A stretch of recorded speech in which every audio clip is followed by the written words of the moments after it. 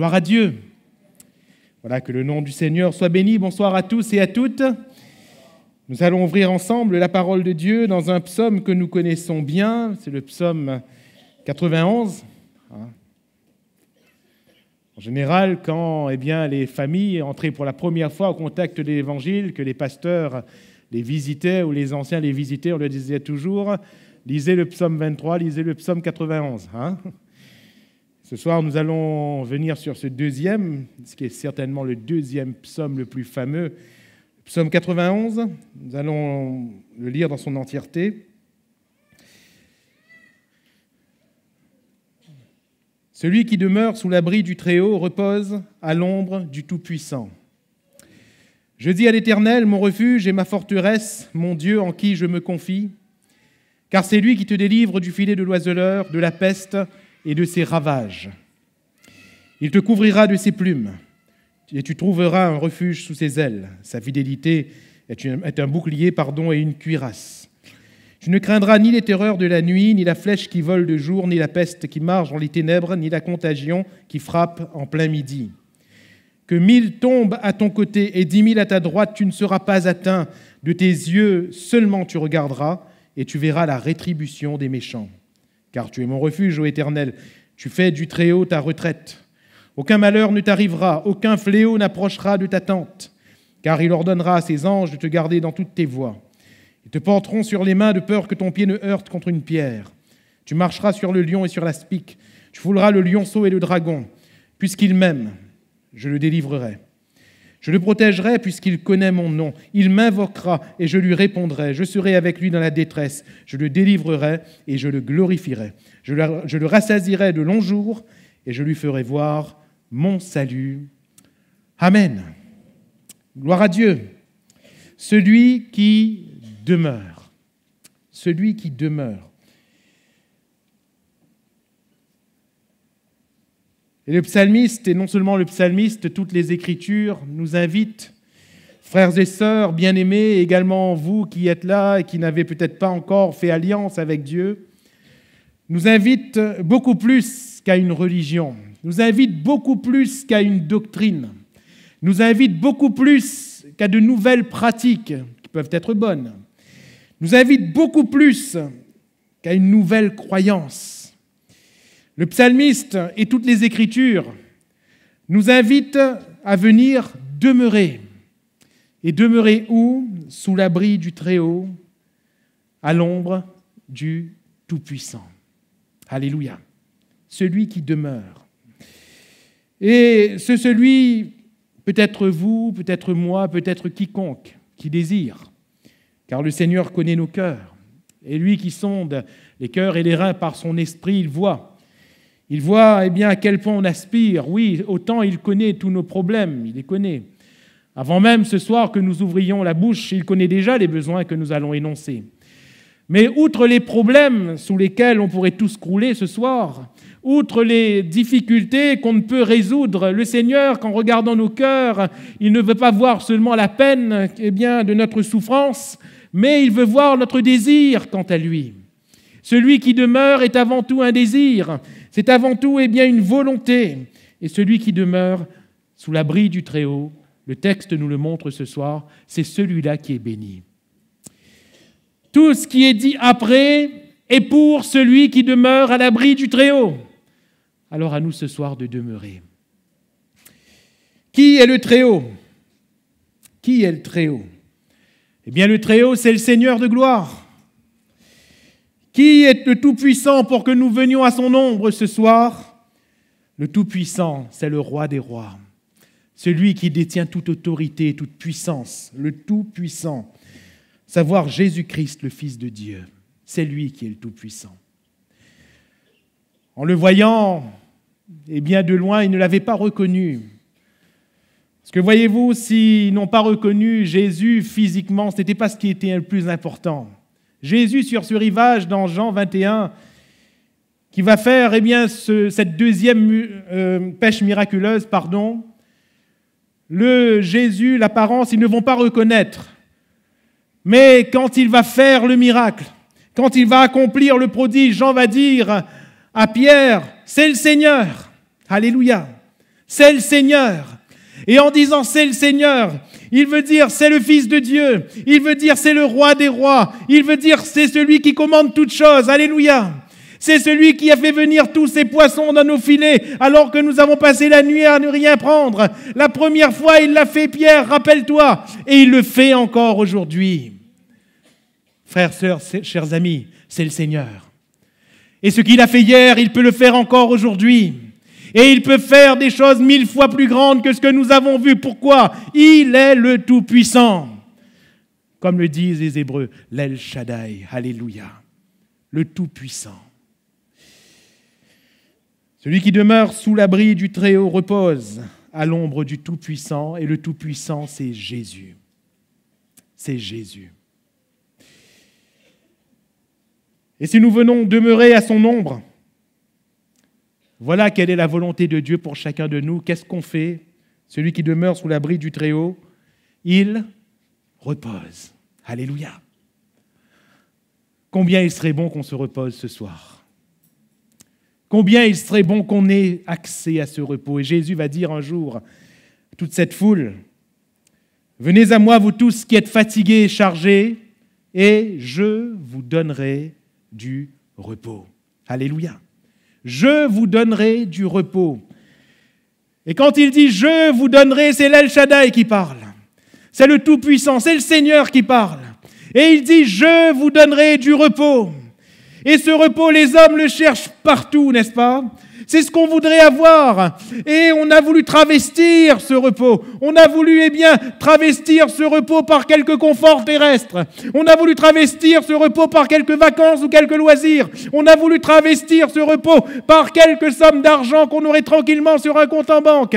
On a voulu travestir ce repos par une relation, qu'on aurait avec un homme, avec une femme, par une famille qu'on arriverait à fonder. On a voulu travestir ce repos. Mais laissez-moi vous dire que si toutes ces choses peuvent être cause de bien, elles ne sont en aucun cas garantes de repos. En aucun cas.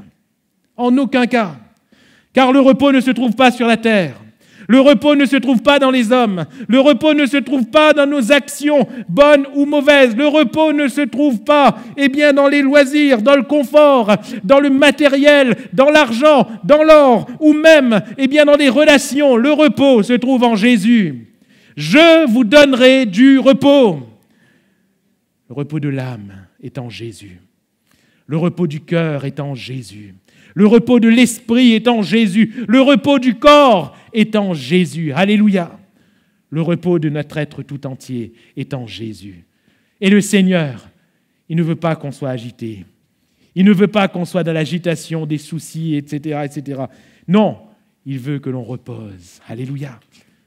Et pour reposer, il faut demeurer à l'abri du Très-Haut. J'aime bien cette parole de Jésus. Quand il a envoyé ses disciples sur le terrain, afin qu'ils aillent prêcher l'évangile, chasser les démons, guérir les malades et proclamer le salut en Jésus. Quand ils vont revenir et qu'ils vont faire un rapport à Jésus, Jésus va leur dire « Retirons-nous à l'écart afin de vous reposer un peu. » Alléluia. C'est dans la présence de Jésus qu'ils se sont reposés. Alléluia. Et ce soir, c'est dans la présence de Jésus que l'on va reposer. Le repos est en lui. L'ombre du Tout-Puissant. Quelqu'un va peut-être dire, je veux de cette ombre. Je veux de cet endroit. Je veux de cet abri. Mais où se trouve-t-il ? Où se trouve-t-il ? Il ne se situe pas en un lieu géographique. Il ne s'agit pas de parcourir la terre pour le trouver. Et là encore, on l'a travesti, cet endroit. On a voulu faire croire aux hommes qu'en allant faire tel ou tel pèlerinage à tel endroit, on trouverait cette ombre. En allant faire tel ou tel pèlerinage près de telle ou telle grotte, telle ou telle caverne, tel ou tel lieu de prière, on va trouver ce repos. Et beaucoup, malheureusement, y ont cru, sont allés, mais malheureusement, leur vie n'a pas changé. Les angoisses sont toujours là, les tourments sont toujours présents. Et même si sur le coup, parce que Dieu est bon, si sur le coup, le Seigneur a pu répondre à quelques prières, Dieu est bon. Mais le repos ne se trouve pas dans une prière exaucée. Le repos se trouve dans la personne de Jésus, dans l'El Shaddai. Le repos n'est pas en un lieu géographique. Il n'y a pas besoin de parcourir la terre. Il n'y a pas besoin de dépenser des fortunes pour chercher un endroit. Non, le repos est près de toi ce soir. La personne de Jésus. Alors où est cette ombre? Paul va dire aux Corinthiens, « Je n'ai rien voulu savoir au milieu de vous si ce n'est Jésus-Christ et Jésus-Christ crucifié. » Parce que c'est en Jésus-Christ crucifié qu'est notre repos. C'est à la croix de Christ que l'on vient reposer. C'est à la croix de Christ que nous bénéficions du repos de l'âme, de l'esprit et du corps. C'est à la croix de Jésus. Pourquoi? Parce que Paul va dire aux Colossiens que c'est à la croix que Jésus a vaincu toutes les puissances qui nous dominaient. C'est à la croix que Jésus a vaincu pour toi, cher ami, toute puissance qui te domine. C'est à la croix. C'est à la croix. Et nous allons voir dans un instant que tout n'est que délivrance à l'ombre du Très-Haut. Pourquoi? Parce que Jésus est mort pour nous à la croix. Le Fils de Dieu a donné sa vie à la croix pour nous, afin que nous puissions obtenir le repos. Quel autre lieu voulons-nous chercher pour y trouver du repos? Il n'y en a pas d'autre. C'est la croix de Jésus-Christ. À la croix, disais-je, Jésus a vaincu toutes ses puissances, toutes ses dominations, toutes ses autorités, les a livrées en spectacle. Il les a vaincus. C'est à la croix que Jésus va résoudre, le nœud. Quel nœud? Le nœud de l'humanité. Le problème même de l'humanité, ce qui fait la perte de l'humanité, le péché. Le péché. Et toujours aux Colossiens, Paul va dire qu'il va clouer, qu'il va crucifier, qu'il va détruire l'acte qui nous condamnait. Quel acte nous condamne? La loi divine. La sainteté de Dieu nous condamne tous parce que nous sommes pécheurs et donc privés de la gloire de Dieu. Et cette nature pécheresse nous enveloppe tellement, constitue tellement le fond de ce que nous sommes. Frères, sœurs, chers amis, il n'y a pas un juste, pas même un seul. Comment oserions-nous nous comparer? Comment oserions-nous, comme ce pharisien dans le temple à côté de ce publicain, dire « Seigneur, béni sois-tu de ce que je ne suis pas comme lui. » Il n'y a pas un juste, pas même un seul. Et il y a un acte qui nous condamne parce que nous sommes tous pécheurs, nous sommes donc tous renfermés sous la loi, va dire l'apôtre Paul. Personne ne peut échapper, personne ne peut se sauver lui-même, personne ne peut faire quoi que ce soit pour son salut. Mais la Bible nous dit que Jésus est mort pour nos péchés. Alléluia. Qu'il a été crucifié pour nos iniquités, que le châtiment qui nous donne la paix est tombé sur lui. Et alors que c'était un nœud, personne ne pouvait se sauver. Le salaire du péché étant la mort. Notre destinée à tous, donc tous, sans exception, c'est la mort. Qui pouvait résoudre cette difficulté, cette équation? Qui pouvait résoudre cela? C'est impossible, il n'y a pas d'échappatoire possible. Mais Jésus est venu. Et tout en satisfaisant la justice divine, le salaire du péché, c'est la mort. Il nous a sauvés. Pourquoi? Parce que lui qui est sans péché, il s'est fait pécher pour nous. Lui qui est sans péché, sans iniquité, le seul qui est paru sur cette terre, sans aucune souillure, chers amis bien-aimés, il est allé à la croix pour prendre notre place et pour prendre sur lui la cause même de notre condamnation. Le Fils de Dieu est mort. Le Fils de Dieu est mort. Celui qui ne doit pas mourir est mort. Et il est mort à notre place. Alléluia. Afin que lui, prenant notre place, quelque part nous prenions la sienne. Afin que vous et moi, on puisse reposer. Alléluia. Venez à moi, vous tous qui êtes fatigués et chargés, et je vous donnerai du repos. Et chers amis, si tes péchés sont rouges comme le cramoisi, ils deviendront blancs comme la neige.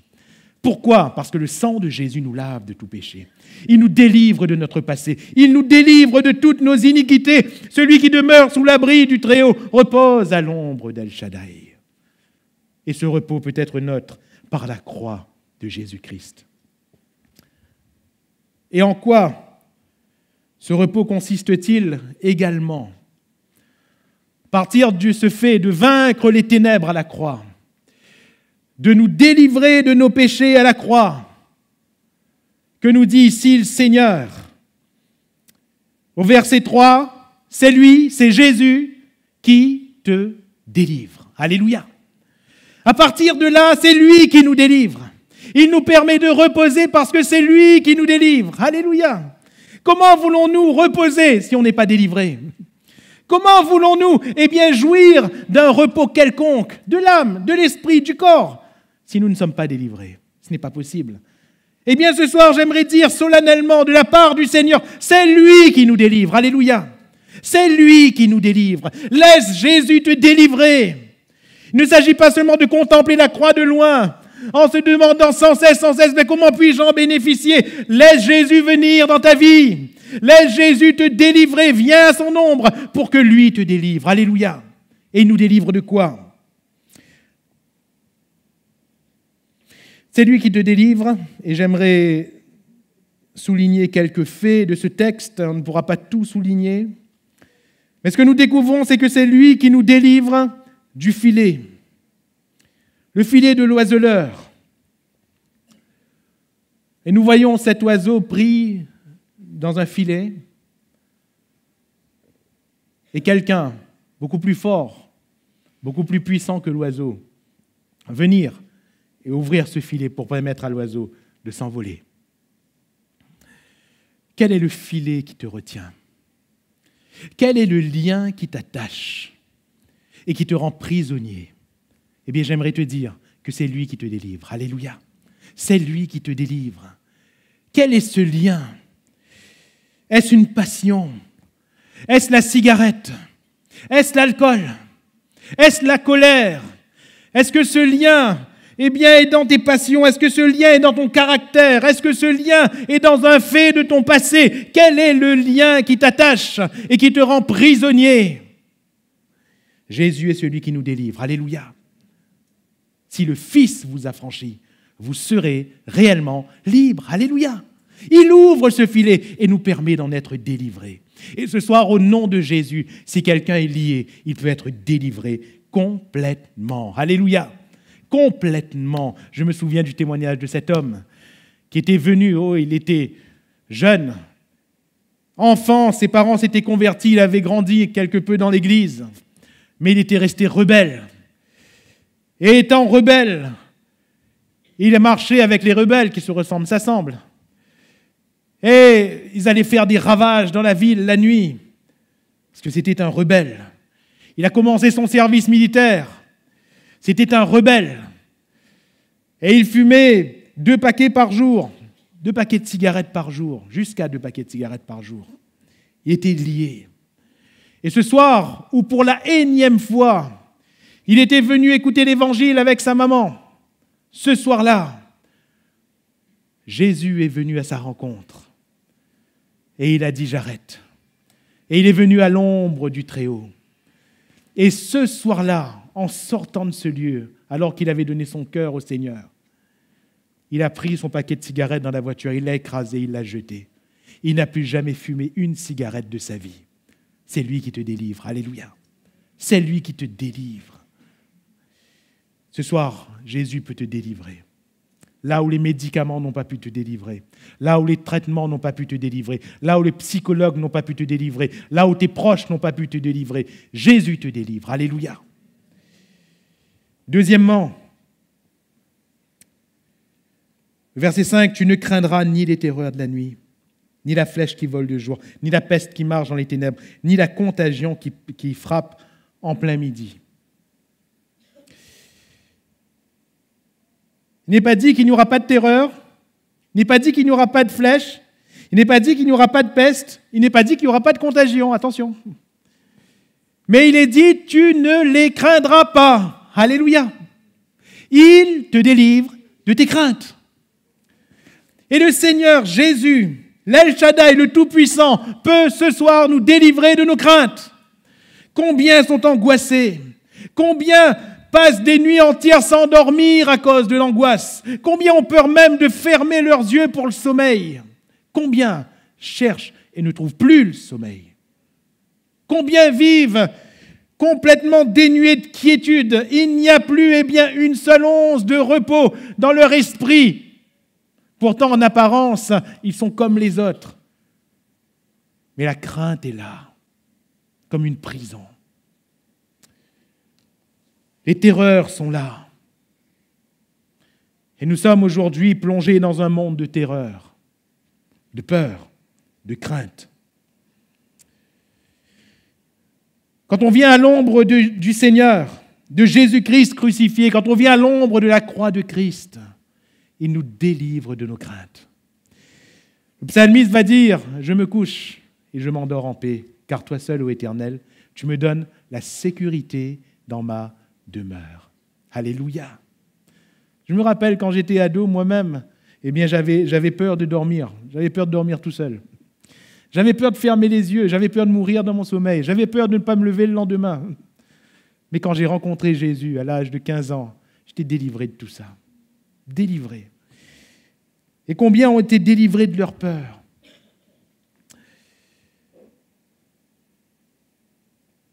Comme je le disais en introduction, malheureusement, on a cherché des solutions de substitution.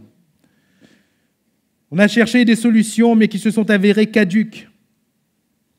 On cherche des moyens, on cherche des techniques, on cherche des stratégies, alors que tout se passe à l'intérieur. Ceux qui sont tourmentés à l'intérieur. Ceux qui ont peur, la peur est à l'intérieur. Qui peut entrer à l'intérieur pour enlever la peur? Qui peut entrer à l'intérieur pour enlever les craintes et les terreurs? Seulement Jésus peut entrer dans notre vie pour enlever toutes ces choses. Alléluia. Et quand il entre, il enlève ces craintes. Ils crièrent à l'Éternel, et l'Éternel les délivra de leurs angoisses. Amen. Le Seigneur peut te délivrer de tes angoisses ce soir. Quand on vient à l'ombre du Très-Haut, quand on vient à l'ombre du Tout-Puissant, l'El Shaddai, que fait-il encore, nous apprend ce texte? Eh bien, il est dit qu'il nous délivre de nos chutes. Verset 7, que 1000 tombent à ton côté, 10 000 à ta droite, tu ne seras pas atteint. Verset 11, il ordonnera à ses anges de te garder dans toutes tes voies. Ils te porteront sur les mains, de peur que ton pied ne heurte contre une pierre. Alléluia. Alors, Satan a voulu détourner ses paroles. Il ne s'agit pas de se jeter. Il s'agit ici de tomber, c'est différent. Satan a dit, pour que cette parole s'accomplisse, il a dit à Jésus, jette-toi en bas. Et cette parole va s'accomplir. Mais il ne s'agit pas, de se jeter. Il s'agit ici de tomber, du fait de tomber. Eh bien, le Seigneur peut nous garder de toute chute. Alléluia. C'est ce que Paul va déclarer à celui qui a le pouvoir de nous garder de toute chute jusqu'à son avènement. Il peut nous garder. Quand on marche avec le Seigneur, frères, sœurs, chers amis, bien sûr que nous sommes exposés à la chute. Bien sûr que nous sommes exposés au fait de tomber. N'importe qui peut tomber, n'est-ce pas? N'importe qui. Mais dans les moments difficiles où justement nous sommes exposés à la chute, le cœur se révèle. Le cœur se révèle. Puisque le cœur qui demeure à l'abri du Très-Haut, lui, il ne peut pas chuter. Alléluia. Les autres vont tomber, mais celui qui demeure à l'abri du Très-Haut, lui, il ne tombe pas. Pourquoi? Parce qu'il est à l'ombre du Très-Haut et que le Très-Haut le protège. Alléluia. Il peut nous garder de toute chute. Parfois, on est au bord. Parfois, on sent qu'on va lâcher. Et on voit la main puissante de Dieu venir nous secourir. Pourquoi? Parce qu'il peut nous garder de toute chute. Il peut nous protéger. Mais si notre cœur se révèle comme n'étant plus sous l'abri du Très-Haut, nous le verrons tout à l'heure, alors le Seigneur ne peut plus non plus être notre garant. Vous verrez combien il est une chose amère que d'abandonner l'Éternel. C'est difficile à Dieu de garder les termes de son alliance si nous-mêmes nous ne sommes plus dans cette alliance. Alors c'est merveilleux puisque plusieurs tombent, 1000 à ton côté, 10 000 à ta droite, mais toi tu ne tomberas pas. Pourquoi? Il ordonnera à ses anges de te garder dans toutes tes voies. Alléluia. La Bible nous dit que l'ange de l'Éternel campe autour de ceux qui le craignent. et il les arrache au danger. Et l'ange de l'Éternel ici, selon plusieurs érudits de la Bible, eh bien, ce n'est pas un ange parmi les anges, cela désigne le Christ. Lui, il nous délivre. Et lui, il a le pouvoir de nous garder. Lui, il a le pouvoir de nous porter sur les mains. Et frères et sœurs, combien de fois étant fatigués, nous sommes sentis portés par le Seigneur. On n'avait plus la force de marcher. On n'avait plus la force d'accomplir quoi que ce soit. Mais on dirait que des mains plus fortes que nous sont venues et nous a portés. Alléluia. Je me souviens de cet homme qui a rendu ce témoignage et il disait dans sa prière, alors qu'il avait en vision, eh bien, des pas, lui marchant avec le Seigneur, il voyait, eh bien, à chaque fois, 4 pas différents, comme si que 2 personnes marchaient ensemble.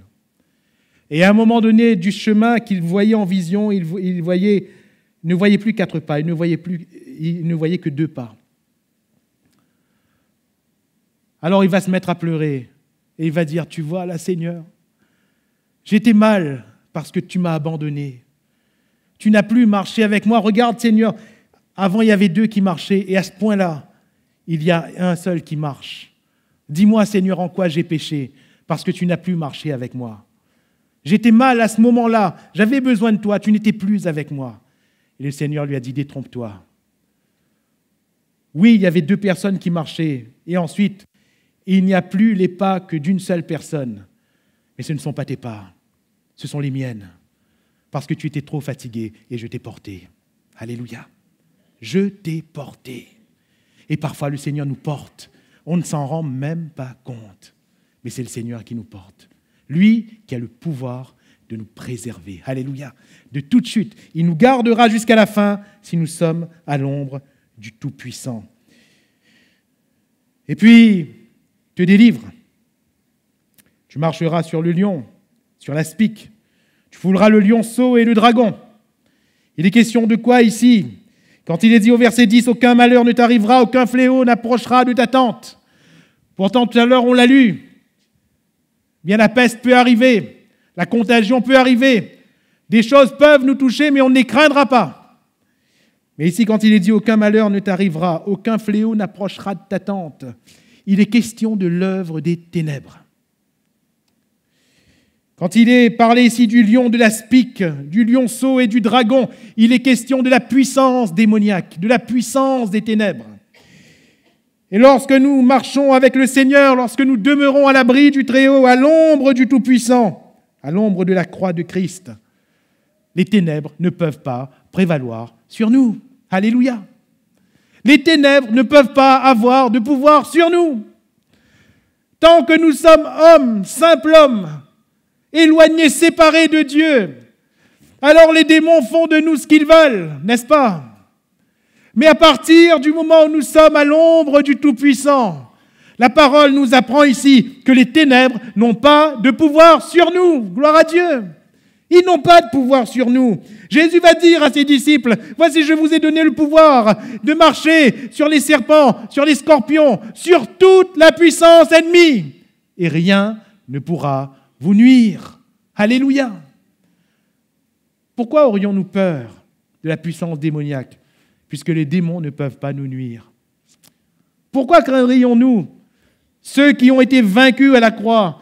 Comme nous l'avons dit tout à l'heure, c'est à la croix que Jésus nous a acquis cette puissante autorité, puisqu'il a livré en spectacle, puisqu'il a vaincu le diable, puisqu'il a vaincu les démons à la croix. C'est par la croix de Christ, c'est par le sang de Jésus sur notre vie que nous sommes délivrés des démons. Alléluia. On peut entendre, eh bien, Satan faire tout le bruit qu'il veut. On ne craint pas. On ne craint pas, parce qu'il nous délivre. On peut, eh bien, avoir affaire à toutes les personnes les plus malveillantes, faisant toutes sortes de gris-gris, pardonnez-moi l'expression, contre nous, contre notre vie. Mais rien ne pourra nous nuire. Rien ne pourra nous nuire. Si un jour vous rentrez chez vous et que vous voyez un gris-gris, n'ayez pas peur. Prenez au nom de Jésus, mettez à la poubelle. N'ayez pas peur, car le Seigneur vous a rendu plus grand que ces choses-là. le Seigneur vous fait marcher. Alléluia. Il nous fait marcher. Alors, ce soir, venons à la croix de Christ. Pour terminer, qui est celui qui demeure à l'abri du Très-Haut? Qu'est-ce que demeurer à l'abri du Très-Haut, à l'ombre du Tout-Puissant, pour y reposer? Verset 14, « Puisqu'il m'aime. » Alléluia. « Puisqu'il m'aime. Alors je le délivrerai. Puisqu'il m'aime. » Demeurer à l'abri du Seigneur, ce n'est pas juste venir à la mission. Ce n'est pas juste observer des pratiques. Demeurer à l'abri du Très-Haut, c'est aimer Dieu. Alléluia. Le premier commandement, tu aimeras l'Éternel, ton Dieu, de tout ton cœur, de toute ton âme, de toute ta force, de toute ta pensée. Tu aimeras. Il ne s'agit pas juste d'avoir un bon sentiment pour Dieu. Il ne s'agit pas juste d'être d'accord avec... Non, il s'agit d'aimer Dieu. Et cela implique tout notre être intime. Cela implique tout ce que l'on est. Lorsque l'on aime quelqu'un, tout ce que nous sommes est pour cette personne. Alléluia. Lorsqu'on aime quelqu'un, nos pensées sont pour la personne. Nos paroles sont pour la personne. Notre corps est pour la personne. Notre esprit est pour la personne. Notre cœur est pour la personne. Voilà le véritable amour. Et si nous aimons Dieu, nous vivons pour lui. Alléluia. Puisqu'il m'aime. Voilà pourquoi des fois le Seigneur ne peut pas délivrer, parce qu'on ne l'aime pas. Mais ce soir, si nous l'aimons, il nous délivre. Alléluia. Aimons le Seigneur, parce que lui nous a aimés le premier. Deuxièmement, puisqu'il connaît mon nom. Et cela est forcément consécutif au premier, à l'amour qu'on a pour le Seigneur. Si on aime, on connaît. Alléluia. On connaît. Puisque lui-même nous a connus. Connaître le Seigneur, c'est quoi? Les Écritures vont apporter plusieurs réponses précieuses à cette question. Mais j'aimerais en souligner une particulièrement. Comment connaître Dieu, c'est-à-dire entrer dans l'intimité de Dieu? Eh bien, nous le faisons par la parole et par l'Esprit. L'Esprit de Dieu agit par la parole, donc j'en viendrai spécifiquement ce soir à la parole de Dieu. Connaître Dieu ne peut pas se faire en dehors de la parole de Dieu. Entrer dans l'intimité avec Dieu ne peut pas se faire en dehors de la parole de Dieu. Si vous demeurez en moi et que mes paroles demeurent en vous. Et nous voyons là décrit ce lien, cette intimité, puisqu'il connaît mon nom. Si vous demeurez en moi et que mes paroles demeurent en vous, cela ne peut pas se faire en dehors de la parole de Dieu. Voulons-nous connaître Dieu? Eh bien, il faut connaître ce que Dieu a dit. Voulons-nous entrer dans l'intimité de Dieu? Il faut entrer dans l'intimité de ce qu'il a dit. Et tout est ramené à la parole de Dieu. Il faut donc venir à l'intimité du livre saint que le Seigneur nous a donné, la Bible, le livre, la parole. Et enfin, comment venir à l'ombre du Très-Haut? Verset 15, « Il m'invoquera. » Alléluia. Il m'invoquera, je lui répondrai, je serai avec lui dans la détresse, je le délivrerai, je le glorifierai. Pourquoi? Il m'invoquera. Il faut prier Dieu. Il faut invoquer le nom du Seigneur. Invoque le nom du Seigneur et tu seras sauvé. Celui qui invoque le nom du Seigneur, il sera sauvé ce soir. Demeurer à l'abri du Très-Haut, aimer Dieu, connaître son nom et l'invoquer. Alors, en conclusion, je vais terminer sur cette merveilleuse parole du Seigneur qui termine justement ce psaume. Je le rassasierai de longs jours, je lui ferai voir mon salut. L'aboutissement de tout ce que nous venons de dire, c'est le fait de voir le salut de Dieu. Parce que pour tous ici, il y a une réalité. Le salut n'est qu'une espérance. Une espérance pour ceux qui veulent accepter Jésus ce soir. Une espérance pour ceux qui ont déjà accepté Jésus. Ce n'est qu'une espérance. Pourquoi ? Parce que nous sommes tous sur la terre. Nous sommes tous encore sujets aux choses de la terre.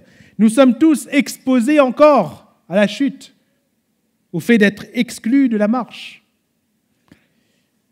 Le salut n'est qu'une espérance, mais pour ceux qui demeurent, et j'aime bien ce verbe « demeurer », il ne s'agit pas de venir juste un petit coup et repartir. Ensuite, demain, revenir et repartir.